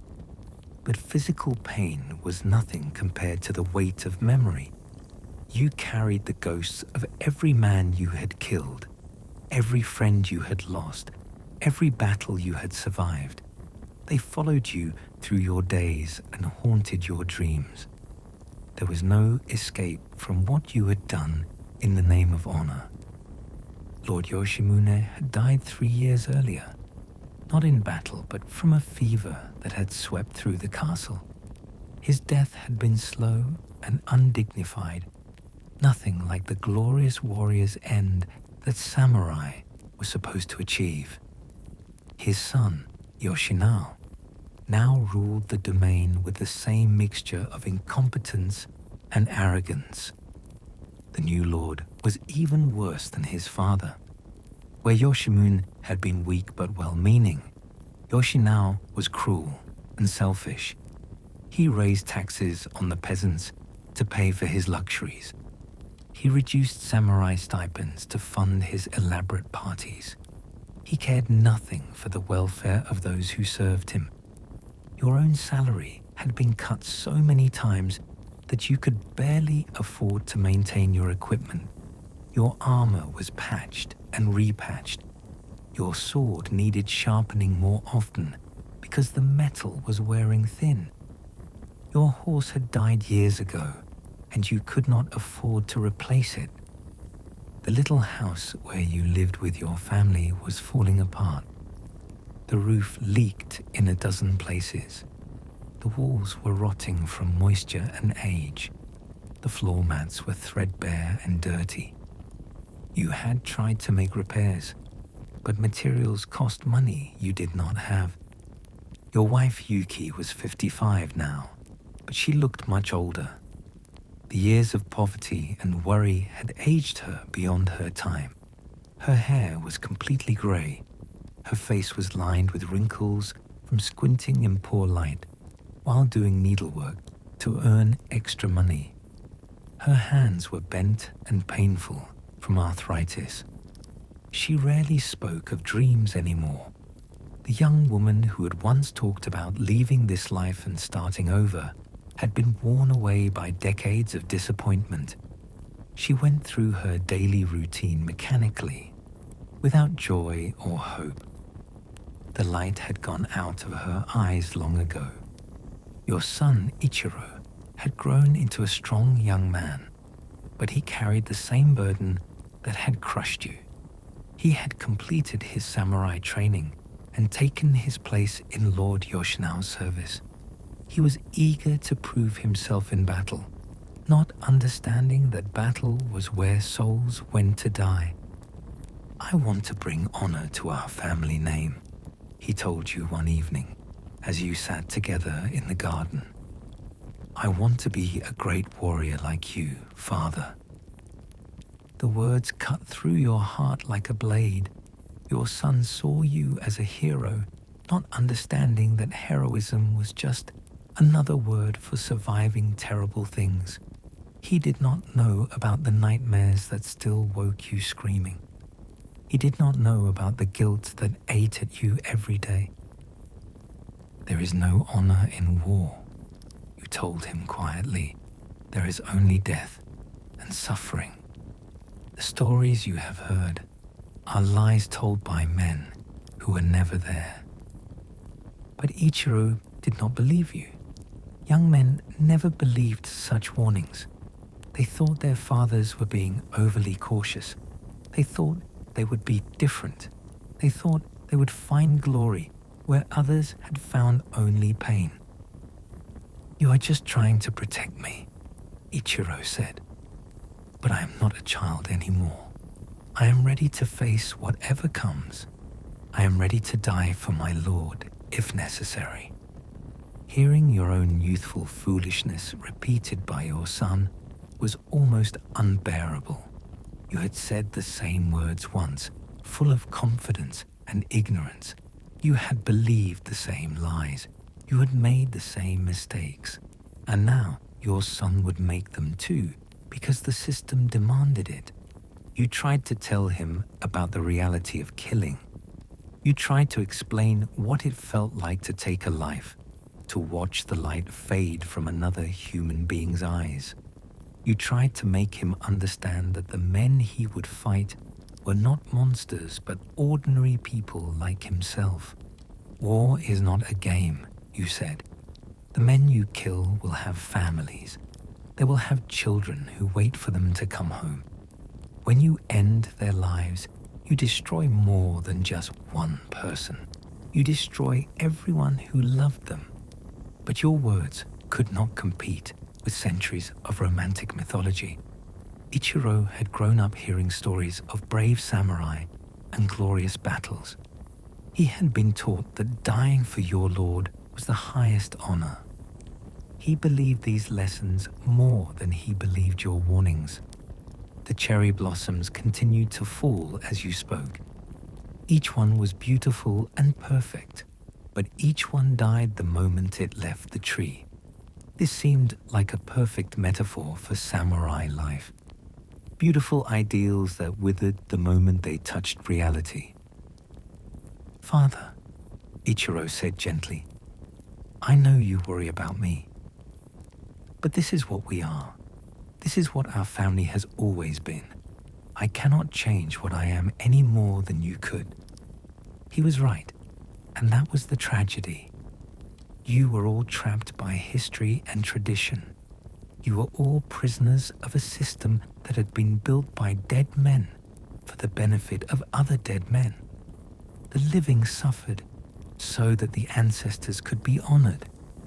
You thought about your own father, who had died when you were young. He had believed in the samurai way completely. He had never questioned the system or wondered if there might be better ways to live. He had passed his faith in bushido to you, and you had passed your doubts to your son. But doubts were not enough to break the cycle.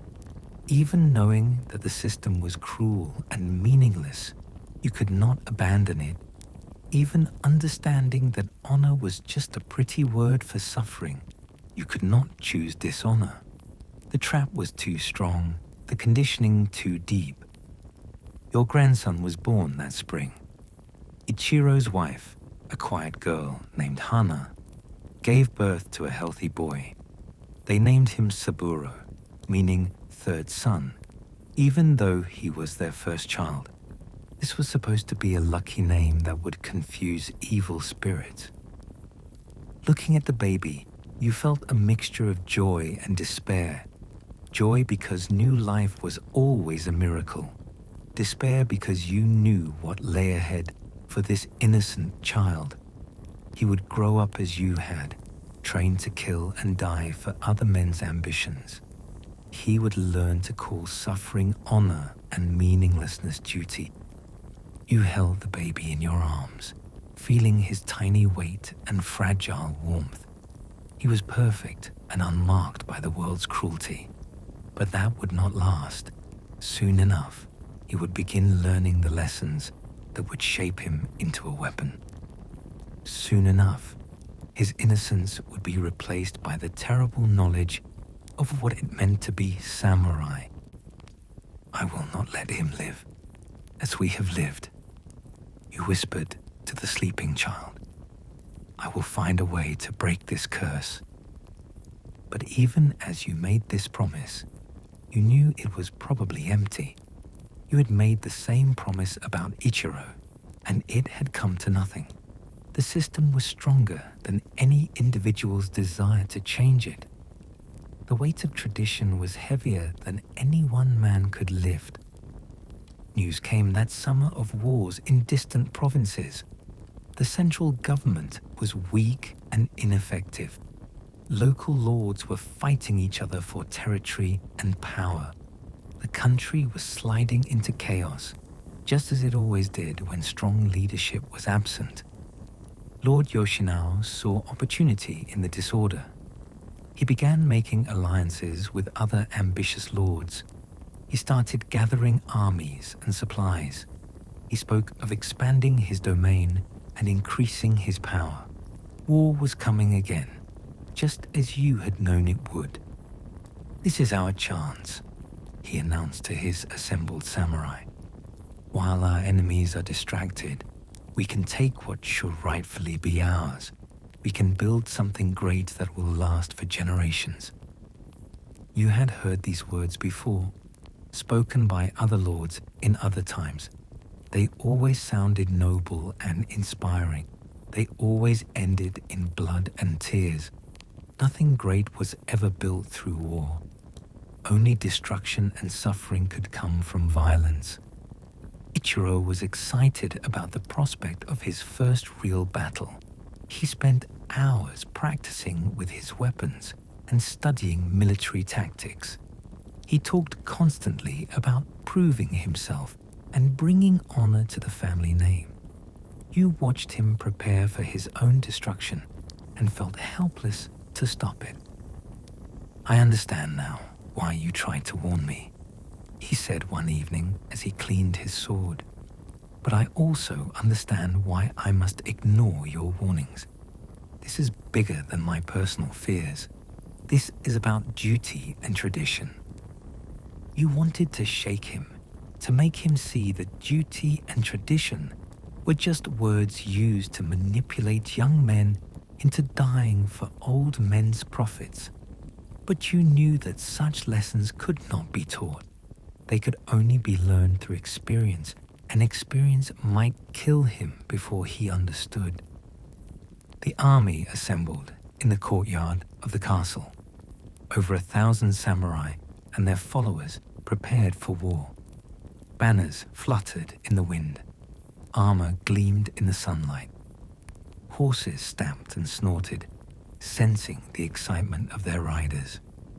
It looked magnificent and terrible at the same time. You stood with the other older samurai who would remain behind to guard the castle. Your fighting days were over. Your body was too broken. your mind too haunted by previous battles.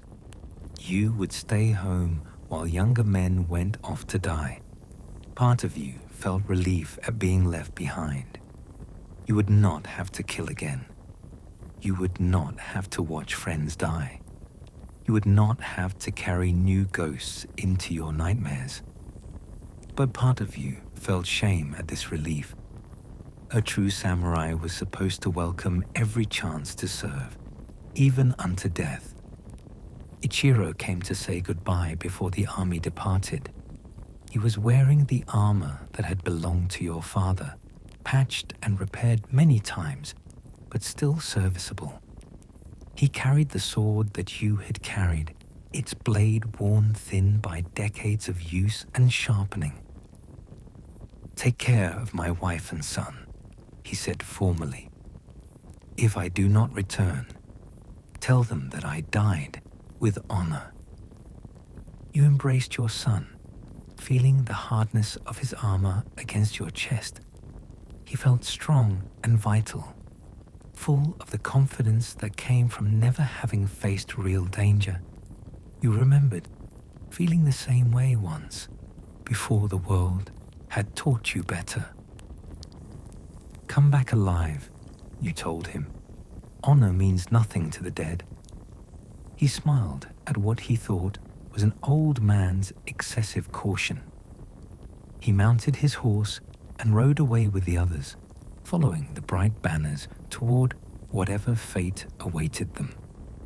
You watched until the dust of their passage had settled, then went inside to tend your grandson. Weeks passed without news. This was normal in medieval times when communication was slow and unreliable. But the waiting was agony. Every day brought the possibility of terrible news. Every messenger who approached the castle might carry word of disaster. You spent your time teaching little Saburo to walk and talk. He was a bright child who learned quickly. He laughed easily and trusted everyone. Looking at him, you could barely remember being so innocent yourself. It seemed like something from another life, another world. "Grandfather," he said one day, as you watched him play with wooden toys, "will I be a samurai like father?" The question hit you like a physical blow. This child, barely old enough to speak, was already being shaped by expectations he couldn't understand. Already the system was claiming him. Already his fate was being decided by forces beyond his control.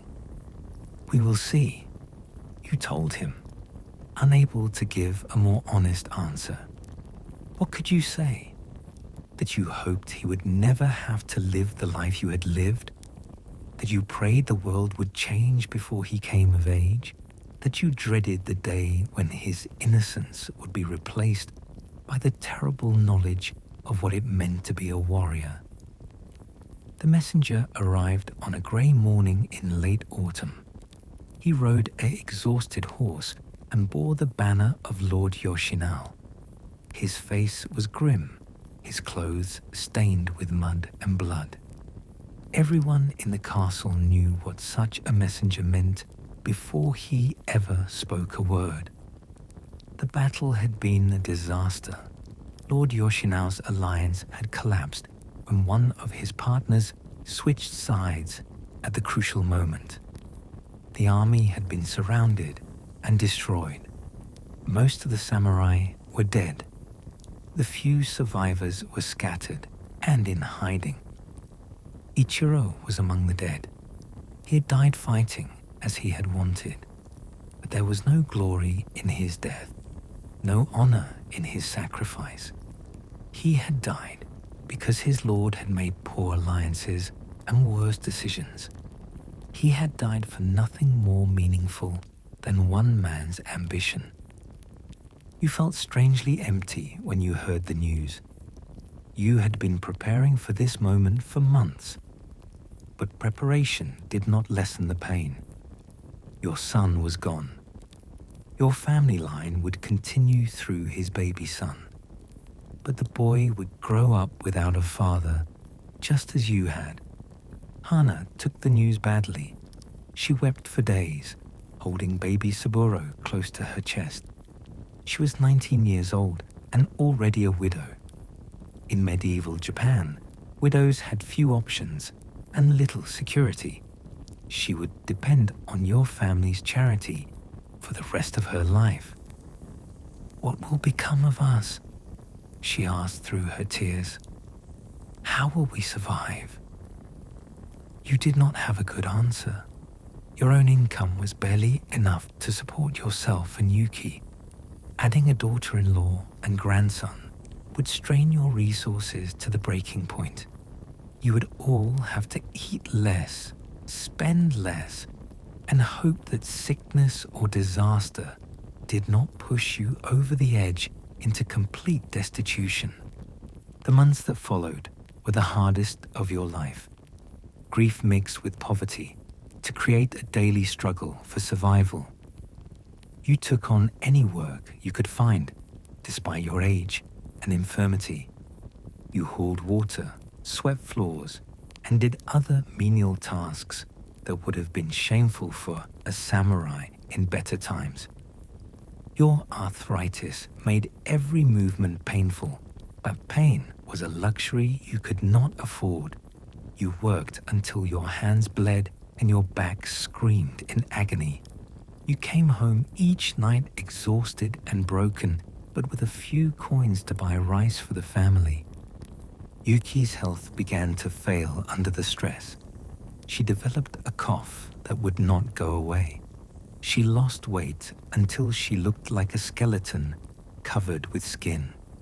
She continued working as long as she could, but eventually she became too weak to leave her bed. There was no money for a doctor, even if one could have helped. You nursed her yourself, bringing her water and thin soup, holding her hand during the worst of her suffering. She died on a cold winter morning, quietly slipping away while you dozed beside her. Her death left you alone with Hana and baby Saburo. 3 generations of your family had been reduced to an old man, a young widow, and an infant. This was what a lifetime of loyal service had earned you. This was the reward for following the samurai code. You buried Yuki in the small cemetery behind the village temple. The monk said prayers for her soul, but you wondered if prayers could reach someone who had suffered so much in life. You wondered if the gods cared about the fate of poor samurai families, or if they only listened to the prayers of the wealthy and powerful. Spring came again, bringing cherry blossoms and the hope of better weather. But better weather could not heal your broken heart or ease your financial struggles. You were 65 years old, alone except for a daughter-in-law who barely spoke to you and a grandson who was too young to understand the tragedy of his situation. Little Saburo had begun to walk and talk more clearly. He was a happy child, despite the sadness that surrounded him. He called you Grandpapa and followed you around the house like a small shadow. His innocence was the only light in your dark world. One day, as you sat in the garden watching him play, he asked you the question you had been dreading. "Grandpapa, why did my father go away? How could you explain war to a 3-year-old? How could you make him understand that his father had died for nothing more than another man's greed? How could you tell him that the same fate probably awaited him when he grew up?" "Your father was a samurai," you said carefully. "Samurai sometimes have to go far away to do their duty. Your father went away to serve his lord, but he will not be coming back." "Will I be a samurai too?" Saburo asked, with the innocent curiosity of childhood. This was the moment you had been both expecting and dreading. This was when you had to decide whether to perpetuate the cycle or try to break it. This was when you had to choose between tradition and truth. You looked at your grandson's bright, trusting face. He was everything good and pure in the world. He deserved better than the life you had lived. He deserved a chance to grow up without the burden of meaningless honor and pointless duty. No, you said quietly. You will not be a samurai. The words felt like betrayal and liberation at the same time. You were breaking faith with your ancestors, abandoning the tradition that had defined your family for generations. But you were also giving your grandson something you had never had, a choice. What will I be? Saburo asked.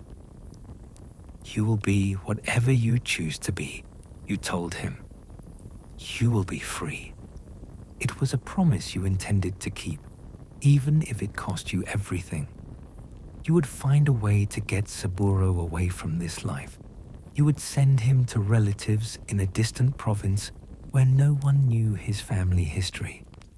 You would give him a chance to become a farmer or a craftsman or a merchant. Anything but a warrior. The plan would take years to implement. You would have to save money somehow. You would have to make connections with people who could help.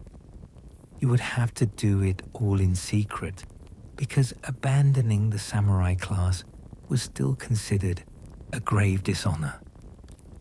But for the first time in decades, you had a purpose that felt worthwhile. You were not serving a lord or following orders or maintaining traditions. You were trying to save one innocent life from the machinery of meaningless suffering. You were trying to break a cycle that had trapped your family for generations. That night, you wrote a new letter to your grandson. Not the kind of letter you had written to your son before battle, full of noble words about honor and duty. This was a different kind of letter, full of truth and hope and love. My dear Saburo, you wrote, by the time you read this, you will be old enough to understand what I am about to tell you. Your father was a good man who died for bad reasons. Your grandfather was a fool who believed in beautiful lies. But you, my child, you will have a choice. You will be free to make your own life, your own meaning, your own happiness. This is my gift to you. This is my final act of rebellion against a system that has taken everything I ever loved.